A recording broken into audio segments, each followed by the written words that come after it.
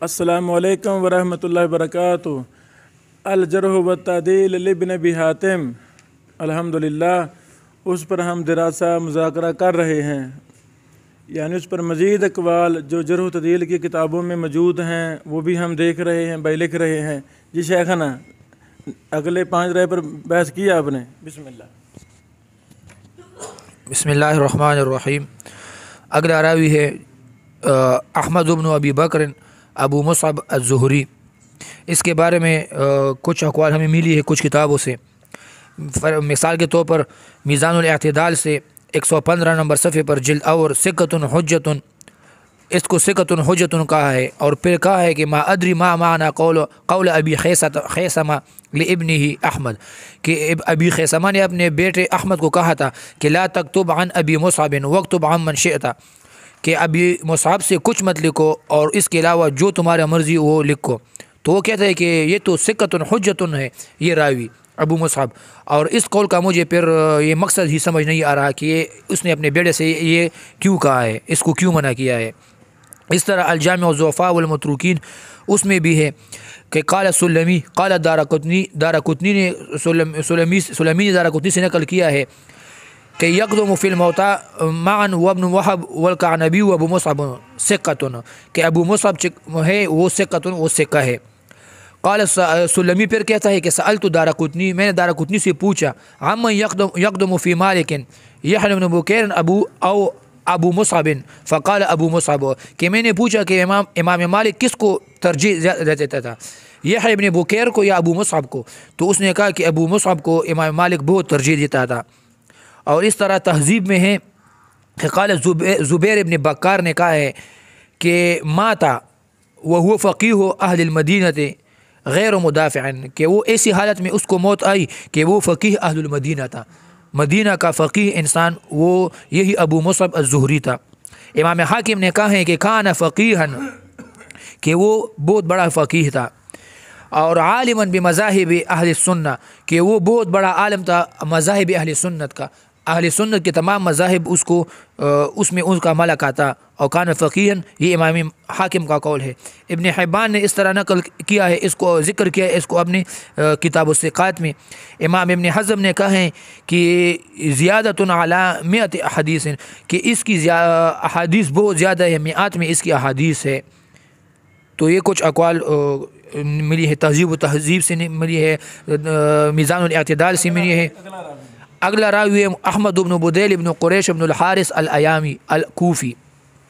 احمد بن بدیل، احمد بن بدیل کے بارے میں ابن عدی نے الکامل میں کہا ہے ہوا ممن یکتب حدیثہ مع ضعفہ، کہ اس کی احادیث اعتبار کے لیے لکھی جاتی تھی، یکتب حدیثہ مع ضعفہ، اور اس میں کچھ نہ کچھ ضعف بھی ہے۔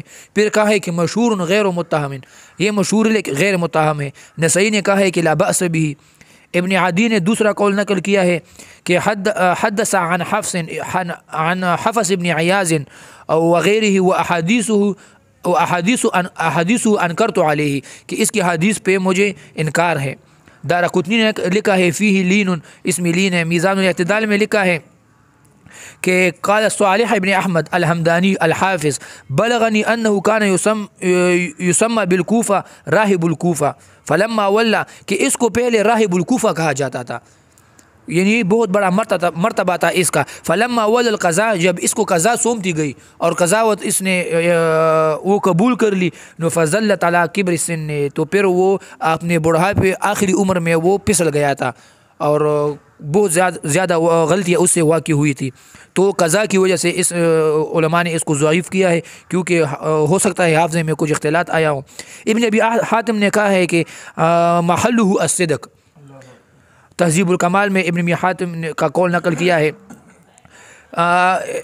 اور دوسرا ایک تہذیب الکمال نے ایک واقعہ نقل کیا ہے، ابو العباس ابن عقدہ، اس نے کہا ہے کہ رأیت ابراہیم ابن اسحاق الصواف و محمد ابن عبداللہ و سلیمان و داود، میں نے یہ حدیث پڑھی کہ رسول اللہ صلی اللہ علیہ وسلم مغرب کی نماز کی سنت میں، مغرب کی سنت میں سورہ کافرون اور سورہ اخلاص پڑھتے تھے، مغرب کی دو سنت میں سورۃ الکافرون اور سورہ اخلاص پڑھتے تھے.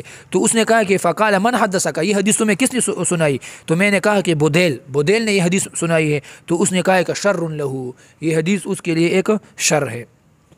اور اس طرح میں نے دوسرا قول نقل کیا ہے کہ رأیت ابراہیم ابن اسحاق الصواف و محمد ابن عبداللہ ابن سلیمان و داود ابن یحییٰ لا یرضونہ، کہ یہ تمام محدثین ابراہیم ابن اسحاق و محمد ابن عبداللہ و سلیمان و داود ابن یحییٰ یہ تمام اس کو پسند نہیں کرتے تھے، احمد ابن بدیل کو. سارے مکمل ہو گئے، دو ہو گئے، اگلے بھی سارے مکمل کریں. اس کے علاوہ ہمارے پاس جو کتب ہے وہ 3 راوی، اس کتب میں ان کا کوئی دراسہ نہیں تھا. کتب جرح و تعدیل نے صرف یہی بس اس نے نقل کیا ہے ابن ابی حاتم نے، اور دوسری کتب میں ان کا کوئی دراسہ نہیں تھا. ایسے ہی ہے. اللہ اکبر. یہ بھی بات مل گئی کہ کچھ راوی جرح و تعدیل میں وہ بھی ہیں جو دوسری کتابوں میں جن کا ذکر نہیں ہے. سمجھا گی بات میرے خیال میں. ان 2 راویوں پر کوئی اقوال اور آپ کے پاس ملے ہوں؟ بارک اللہ فیک. ہاں جی، تقریباً یہی ہے. اگلے راوی پڑھیں شیخنا، اگلے راوی بسم اللہ. یہ بات بھی نکل آیا کہ ابن ابی حاتم نے بعض ایسی مطلب اقوال اکٹھی جسے دوسرے نے اکٹھی نہیں کی، اس کا امتیاز رہا، یہ خصوصیت رہا. ایسا نہیں کہ بعض چیزیں اسے رہ گئی، یہی رہ گئی ہوگی، لیکن بعض روات کے متعلق بعض روات اس طرح بھی ہوتے. یہ جو 3 راوی ہیں ہم نے 3 کتابوں میں نہیں پایا. مثلا کہ جو جرح و تعدیل کی کتابی مطالعہ کر رہے ہیں تو اس کے علاوہ کسی کوئی اور کتابوں میں مل سکتے. میزان الاعتدال تو ہمارے پاس نہیں ہے.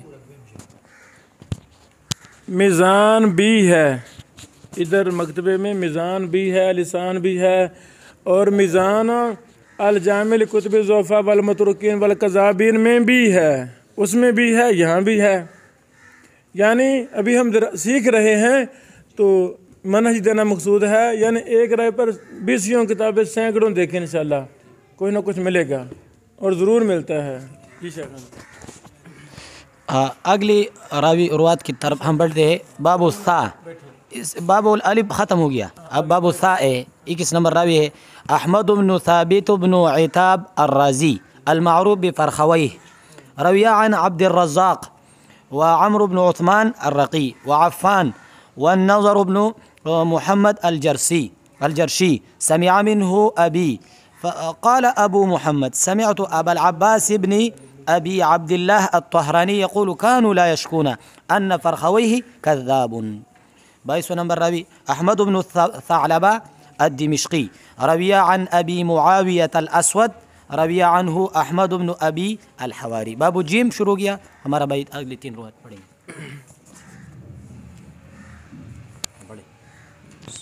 بسم اللہ الرحمن الرحیم. باب الجیم. احمد بن جمیل المروزی ابو یوسف کان یکون ببغداد، روى عن ابن المبارک وعبد العزیز بن عبد الصمد يعد في المراوزة، روى لي عنه ابی حدثنا عبد الرحمن قال سمعت ابی وابا زرعة يقولان ذلك وسمعنا منه بالرأي ورويا عنهم. حدثنا عبد الرحمن حدثنا عبد الله بن أحمد بن حنبل فيما كتب إلي قال سئل يحيى عني ابن معين وأنا أسمع عن أحمد بن جميل المروزي قال ليس به بأس ورأيت أبي يسمع منه وأنا شاهد معه. أخبرنا عبد الرحمن قال سئل أبي عنه فقال صدوق.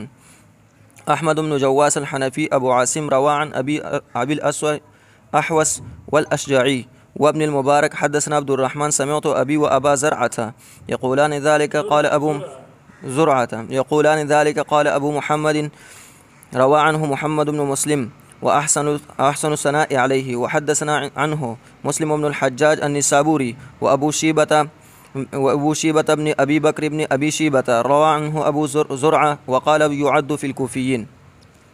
أحمد بن جناح أبو صالح روى عن العباس بن الفضل الأنصاري سمع منه أحمد بن حنبل. حدثنا عبد الرحمن حدثنا علي بن أبي طاهر القزويني فيما كتب إليه قال حدثنا الأثرم قال سئل أبو عبد الله سأل أبو عبد الله يعني أحمد بن حنبل عن أحمد بن جناح قال لم يكن به بأس.